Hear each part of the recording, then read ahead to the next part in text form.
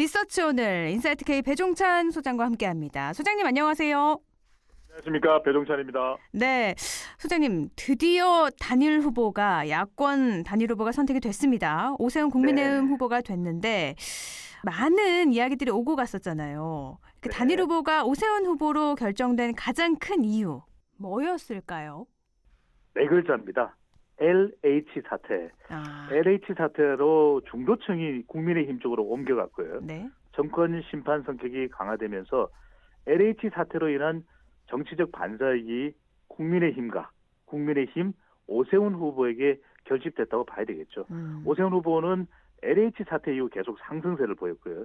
박영선 여당 후보는 하락세, 안철수 후보는 정체됐었는데 말 그대로 상승세에 LH 사태 여파로 상승세를 탔던 오세훈 후보가 가장 많은 이 정치적 반사이익을 얻었던 것으로 풀이됩니다. 많은 해프닝이 있었잖아요. 네. 안철수 후보와 해프닝 끝에 오세훈 후보로 결정이 돼서 이제 더불어민주당 박영선 후보와 국민의힘 오세훈 후보 대결이 됐는데 최근 판세도 좀 살펴볼까요? 그렇습니다. 단일화되기 직전 조사이기는 한데 그래도 가장 최근의 판세를 볼 수 있게 우리 청취자분들도 단일화 끝판을 보는 그런 또 광경까지 연출됐는데 리얼미터가 YTN과 TBS 의뢰를 받아서 지난 22일, 23일 실시한 조사입니다. 자세한 사항은 중앙선거여론조사 심의위원회 홈페이지에서 확인 가능합니다. 박영선 대 오세훈, 오세훈 대 박영선. 오세훈 후보가 48.9%, 거의 50%에 육박하고요. 이 박영선 후보가 29.2%, 거의 30% 가까웠습니다. 차이가 그러니까 굉장하네요. 네, 오세훈 후보가 거의 20%포인트 가까이 앞서는 결과로 나타났는데 3월 초에는 박영선, 오세훈 거의 비슷했는데 LH 사태 이후에 벌어지기 시작을 했습니다. 오늘 소개해드리는 이 조사 직전에 실시됐던 것이 지난 20일, 또 21일 우리 MBC와 다른 두 개의 방송사가 실시를 했던 방송 3자 조사였는데 이때보다도 가장 최근 조사 결과가 오세훈 후보가 더 앞서는 결과로 나타났습니다. 더 벌어지고 있습니다. 점점 더 벌어지고 있다라는 말씀이신데요. 박 후보를 지지하는 비율이 29%라고 하셨잖아요. 그러면 유권자들은 주로 누군지 조사가 됐나요? 이거 소개해드리기 전에 강재 아나운서는 서울시장 보궐선거 후보 여론조사에서 오세훈, 박영선 후보를 제외하고는 누가 지지율이 제일 높았는지 아세요? 오세훈 후보와 박영선 후보 제외하고요? 제외하고요, 네. 그럼 안철수 후보 아닌가요? 아닙니다. 이게 두 사람은 안철수 후보는 제외하고 이제 국가혁명당의 허경영 후보입니다. 3위가 허경영 후보군요. 1.8%로 나타났는데 제가 왜 소개를 해드리냐면 이 허경영 후보가 좀 이색적인 인물이잖아요. 그런데 후보자 등록을 가장 먼저 했습니다. 서울시장 보궐선거. 후보자 등록을 가장 먼저 했는데 그런 얘기를 했거든요. 왜 나는 여론조사에 포함 안 시켜줘요? 그랬는데 이번에 포함이 됐고 허경영 후보는 좋아할 것 같아요. 그래도 유력 후보 두 사람을 제외하고는 허경영 후보였습니다. 이거 몰랐거든요. 허경영 후보가 높았네요. 1.8%면요. 1.8%네. 그래도 1%를 넘는 후보로는 오세훈, 박영선을 제외하고는 허경영 후보가 유일했습니다. 알겠습니다. 조금 전에 물어주셨던 이제 박영선 후보를 지지하는 이제 유권자들 분석을 해보면요. 진보층, 더불어민주당 지지층, 화이트 칼라층으로 나타나는데 전통적인 지지층에 그친다는 겁니다. 이게 이제 LH 사태 여파로 더 외연을 확장하지 못한 이유도 있을 텐데 중도층이나 이제 무당층 쪽으로 외연이 확대되지 않고 있거든요. 그래서 여성표도 최근에 또 여성 3인방, 캠프에 있었던 여성 3인방이 또 피해 호소인 발언 때문에 사퇴하는 파장도 있었고 여성표도 보름 전과 비교하면 지속적으로 이탈하는 상태로 나타나고 있습니다. 그렇다면 각 후보별로 보죠. 오세훈 후보를 지지하는 유권자들은 또 어떤 분들이죠? 오세훈 후보는 반사 이익을 얻고 있죠. 보수층, 중도층, 국민의힘 지지층에다가 강남 지역에다가 대부분의 지역까지 다 우세한 결과로 나타나고요. 자영업층과 가정주부층에서도 오세훈 후보, 심지어는 학생층에서도 오 후보의 지지가 더 높았습니다. LH 사태 여파로 대통령의 부정평가층, 이른바 반문 세력이라고 할 수 있는데 네. 이들 상당수가 야당 후보인 오세훈 후보를 지지하는 상태로 나타나고 있습니다. 지난주에도 말씀하셨다시피 이번 재보선 선거에서는 오서방이 중요하다 하셨잖아요. 네. 50대와 지금 네, 서남권. 안동에서까지 유행이 되고 있네요. 유행이 되는지 사실 모르겠습니다. 네. 50대와 서울 서남권 표심은 그럼 어떻게 지금 갈리고 있죠? 네, 여기가 참 중요한데 연령대로 한번 분석을 해보면 30대는 팽팽합니다. 오세훈 대 박영선.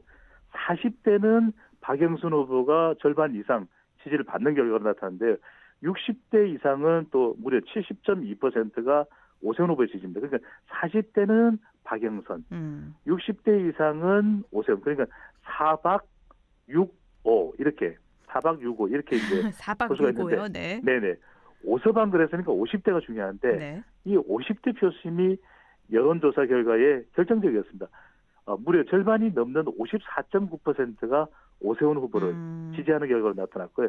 또 강남 3구가 포함되어 있는 강남 동부 쪽 이쪽에서도 오세훈 후보가 50% 이상 지지인데 서남권이 중요하다는 말씀을 드렸잖아요. 서쪽 오서방이니까. 네. 그런데 이 서쪽이 강서, 양천, 구로, 금천, 영등포, 관악구, 동작구인데 여기서 46.5%로 오세훈 후보가 거의 50% 가까운 지지를 얻으면서 이 박영선 후보에 상당히 앞서가는 결과로 나타났습니다. 역시 이번 선거에 중요한 이 50대 서울 서남권 표심은 오세훈 후보 쪽으로 기울어져 있군요. 네, 빅데이터 내용도 조금 더 소개를 해드리겠습니다. 네. 우리 청취자분들께서도 빅데이터는 과연 어떻게 볼까 궁금하실 텐데 박영선, 오세훈을 빅데이터에 입력을 해봤더니 이게 흥미롭습니다. 두 후보가 아주 팽팽하잖아요. 네. 그런데 단일화 이전부터 오세훈, 박영선, 오세훈이 거의 빅데이터에서 언급량이 비슷해요. 그러다 보니까 이 두 사람의 대결 구도로 갈 가능성이 높았구나 이렇게 또 볼 수가 네. 있겠고 연관어를 봤더니 상당히 또 흥미롭습니다. 박영선 후보의 연관도가 가장 높은 용어들을 봤더니 뭐 서울 보궐선거니까 서울 선거 이렇게 나타나는 거는 이제 민주당 관련성이 높으니까 근데 8번째로 도쿄가 나타났습니다. 도쿄요? 이게, 그건 왜 그런 거죠? 도쿄 땅 문제거든요. 그래서 도쿄? 네, 그러니까 이게 빅데이터가 참 이게 바닥 민심이 깔려있는 정서들을 읽어내는 거라 이렇게 생각했는데 오세훈 후보의 경우에도 뭐 시장, 서울, 또 안철수 이런 것들은 또 최근에 많이 같이 동반됐기 때문에 연관도가 높을 수밖에 없는데 네 번째로 올라간 연관어가 내곡동입니다. 내곡동 역시나. 예, 5번째가 땅. 네. 그래서 이 빅데이터 내용을 보더라도 이번 서울시장 보궐선거는 땅 선거 아니냐 이런 또 분석이 나오고 있습니다. 유행어를 많이 미시는 것 같아요. 알겠습니다. 네, 밀어주십시오. 네. 라디오 오늘에서 함께 밀어보도록 하겠습니다. 땅 선거요. 네. 이 서울 지역 대통령과 또 정당 지지율도 선거에 굉장한 영향을 미칠 텐데 이 여론조사도 그렇죠. 한번 분석을 해볼까요? 네, 서울 지역에서 대통령 지지율이 또 점점 낮아지는 추세입니다. 이러다 보니까 지난 지방선거 2018년 그리고 지난해 2020년 4월 15일 국회의원 선거 때 여당이 압승을 거뒀던 것은 대통령 지지율이 높았거든요. 네. 근데 지금 서울에서의 대통령 지지율이 점점 낮아지는 것, 여당 박영선 후보에는 상당히 부담이 되고 있는 모습이고 정당 지지도는 국민의힘이 서울에서 32.7%, 민주당이 23.5%, 좀 꽤 격차가 있습니다. 네. 국민의힘이 LH 사태 여파 이후에 민주당보다 지지율 격차를 오히려 벌이는 모습으로 나타나고 있는데 이번 재보궐선거가 그래서 정부 여당 심판 쪽에 무게가 실려 있다는 분석이 나오고 있습니다. 네. 이번에는 부산으로 좀 가보죠. 최근 네. 부산시장 선거 판세부터 좀 살펴주시죠. 네, 지난주에는 이제 방송 3사 조사 결과를 소개해드렸는데 오늘은 방송 3사 조사가 아닌 비슷한 시기에 실시됐던 중앙일보와 네. 입소스의 조사 결과를 소개를 해드리겠습니다. 중앙일보가 입소스에 의뢰를 해서 지난 19일, 20일 실시한 조사이고 자세한 사항은 중앙선거론조사 심의위원회 홈페이지에서 확인할 수 있습니다. 자, 박형준 후보와 또 김영춘 후보의 대결인데요. 국민의힘 박형준 후보 51.2%, 50%를 넘었습니다. 네.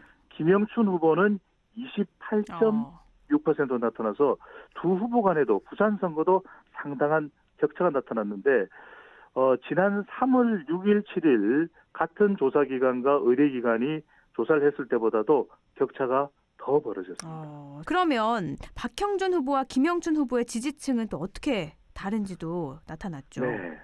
부산도 50대가 중요하다는 말씀을 드린 바가 있었거든요. 말 그대로 부산도 오서방이다라는 네. 이번 선거의 특징이 참 공교롭습니다. 이렇게 오서방이라고 하는 용어를 미는데 이게 또 들어맞으니까요. 네. 이번 조사에서도 보면은 40대는 김영춘 그리고 60대 이상은 박형준으로 나타났는데 50대에서 절반이 넘는 지지를 국민의힘 박형준 후보가 앞서가는 것이 전체 판세에 또 가장 큰 영향을 준 것으로 나타났고 또 서쪽이니까 강서 낙동권 중요하다는 말씀 드렸잖아요. 네네. 강재 아나운서도 기억하시죠? 네. 기억하고 네. 있습니다. 네. 네. 제가 너무 강요를 하나요?